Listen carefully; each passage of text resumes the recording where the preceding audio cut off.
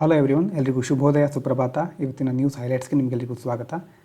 ಮೊದಲನೇ ವಿಷಯ ನೋಡಿ, ಸುಪ್ರೀಂ ಕೋರ್ಟಿನ ಒಂದು ನಿರ್ದೇಶನದ ಮೇರೆಗೆ ಕರ್ನಾಟಕದ ಆರೋಗ್ಯ ಇಲಾಖೆ ಈಗ ನಾಯಿ, ಹಾವು ಮತ್ತು ಬೇರೆ ಬೇರೆ ಪ್ರಾಣಿಗಳ ದಾಳಿ ಆಗಿರುತ್ತಲ್ವ, ಅಂತಹ ಪ್ರಕರಣಗಳಲ್ಲಿ ರೋಗಿಗಳು ಆಸ್ಪತ್ರೆಗೆ ಬಂದಾಗ ಅವ್ರ ಹತ್ರ ಮುಂಗಡ ಹಣ ಮೊದಲೇ ಇಂತಿಷ್ಟು ಪೇ ಮಾಡಿ ಅಂತ ಒತ್ತಾಯಿಸದೆ ತಕ್ಷಣ ಅಗತ್ಯ ಚಿಕಿತ್ಸೆ ಒದಗಿಸಲೇಬೇಕು ಅಂತ ಖಾಸಗಿ ಆಸ್ಪತ್ರೆಗಳಿಗೆ ಈಗ ಆರೋಗ್ಯ ಇಲಾಖೆ ಸೂಚನೆಯನ್ನು ನೀಡ್ತಾ ಇದೆ.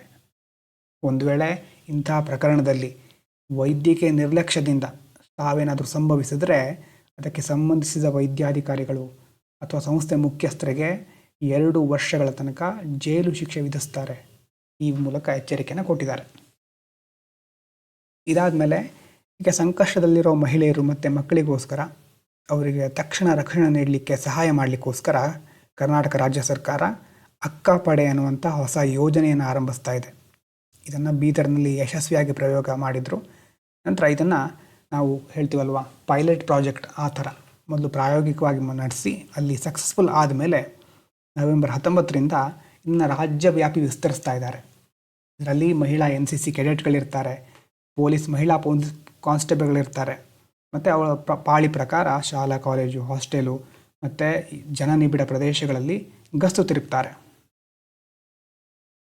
ಇನ್ನು 28ನೇ ಆವೃತ್ತಿಯ ಬೆಂಗಳೂರು ತಂತ್ರಜ್ಞಾನ ಸಭೆ ನವೆಂಬರ್ 18ರಿಂದ 20 ತನಕ ತುಮಕೂರು ರಸ್ತೆಯಲ್ಲಿರೋ ಬೆಂಗಳೂರಿನ ಅಂತಾರಾಷ್ಟ್ರೀಯ ಪ್ರದರ್ಶನ ಕೇಂದ್ರ BIEC ಅಲ್ಲಿ 3 ದಿನಗಳ ಕಾಲ ನಡೀತಾ ಇದೆ. ಟೆಕ್ನಾಲಜಿ ಅಂತಂದಮೇಲೆ ಗೊತ್ತಿದೆ ನಿಮಗೆ, ಕೃತಕ ಬುದ್ಧಿಮತ್ತೆ ಇರುತ್ತೆ, AI ಇರುತ್ತೆ, ಮಾಹಿತಿ ತಂತ್ರಜ್ಞಾನ, information technology, deep tech, Semicon, ಆರೋಗ್ಯ ಅಂತಂದರೆ ಡಿಜಿಟಲ್ ಹೆಲ್ತ್, ನವೋದ್ಯಮ ಪರಿಸರ ಅಂತಂದರೆ ಸ್ಟಾರ್ಟಪ್ ಇಕೋಸಿಸ್ಟಮ್, ಹೀಗೆ ಬೇರೆ ಬೇರೆ 9 ಪರಿಕಲ್ಪನೆಗಳ ಅಡಿಯಲ್ಲಿ ಪ್ರದರ್ಶನಗಳು ನಡೆಯುತ್ತೆ, ಗೋಷ್ಠಿಗಳನ್ನು ಆಯೋಜಿಸಿದ್ದಾರೆ.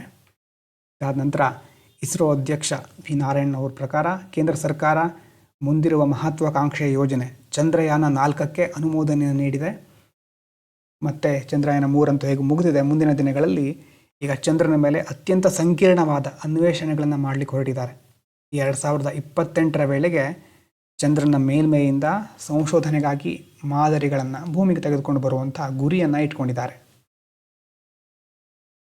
ಇನ್ನು ಬಾಂಗ್ಲಾದೇಶದಲ್ಲಿ ಆಡಳಿತ ಬದಲಾವಣೆ ಆಗ್ತಾ ಇರೋದು ಮತ್ತು ಈಶಾನ್ಯ ರಾಜ್ಯಗಳನ್ನು ಸಂಪರ್ಕಿಸುವಂತಹ ಸೂಕ್ಷ್ಮ ಪ್ರದೇಶ ನೋಡಿ, ಈ ಕಡೆ ಮ್ಯಾಪ್ನಲ್ಲಿ ಸಿಲಿಗುರಿ ಕಾರಿಡಾರ್ ಅಂತ ಕರಿತೇವೆ, ಅಥವಾ ಚಿಕನ್ ಸ್ನೆಕ್ ಅಂತ ಸಹ ಇದು ಕರಿತೇವೆ.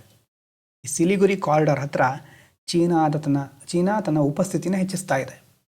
ಆವಾಗವಾಗ ಅಲ್ಲಿ ಇಂಟರ್ಫಿಯರ್ ಆಗೋದು ಅದನ್ನು ಮಾಡ್ತಾ ಇರೋದ್ರಿಂದ ಭಾರತೀಯ ಸೇನೆ ತನ್ನ ಪೂರ್ವ ಗಡಿಯಲ್ಲಿ 3 ಹೊಸ ಮಿಲಿಟರಿ ನೆಲೆಗಳನ್ನು ಸ್ಥಾಪಿಸ್ತಾ ಇದೆ. ಈ ಮೂಲಕ ಗಡಿ ಭದ್ರತೆಯನ್ನು ಬಲಪಡಿಸ್ಕೊಳ್ತಾ ಇದೆ. ಅಸ್ಸಾಂನ ದುಬ್ರಿ, ಲಚಿತ್ ಬೋರ್ಪುಕನ್ ಮಿಲಿಟರಿ ಸ್ಟೇಷನ್, ಬಿಹಾರದ ಕಿಶನ್ಗಂಜು, ಪಶ್ಚಿಮ ಬಂಗಾಳದ ಚೋಪ್ರಾದಲ್ಲಿ ನೆಲೆಗಳನ್ನು ಈಗ ಮುಖ್ಯವಾಗಿ ಮಿಲಿಟರಿಯವರು ಸ್ಥಾಪಿಸಿದ್ದಾರೆ.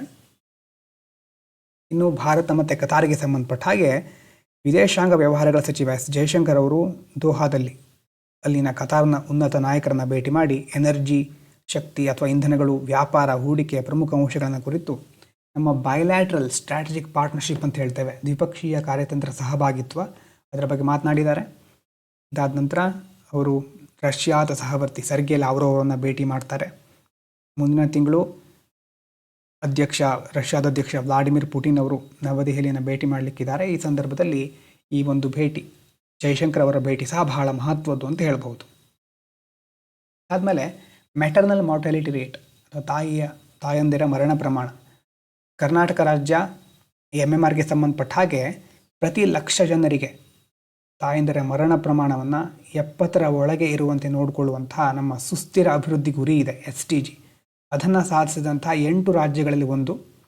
ಆದರೂ ಸಹ ದಕ್ಷಿಣ ಭಾರತದ 5 ರಾಜ್ಯಗಳಲ್ಲಿ ಕರ್ನಾಟಕದ ತಾಯಂದಿರ ಮರಣ ಪ್ರಮಾಣ ಸ್ವಲ್ಪ ಜಾಸ್ತಿ ಇದೆ ಅಂತ ಅಂಕಿಅಂಶಗಳಿಂದ ಗೊತ್ತಾಗ್ತಾ ಇದೆ. 2021ರಿಂದ 23ರ ಒಂದು ಅವಧಿಯಲ್ಲಿ MMR ಕರ್ನಾಟಕದ್ದು 68 ಇದೆ.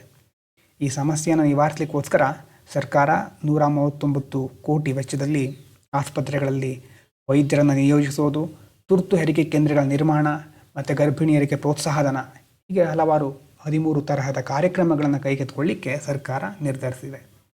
ಇಷ್ಟು ಮುಖ್ಯವಾದ ಹೈಲೈಟ್ಸ್ಗಳು. ವಿಡಿಯೋ ಇಷ್ಟ ಆಗ್ತಾ ಇದ್ದರೆ ಲೈಕ್ ಮಾಡಿ, ಸಬ್ಸ್ಕ್ರೈಬ್ ಮಾಡಿ. Thank you so much. Stay healthy, stay fantastic.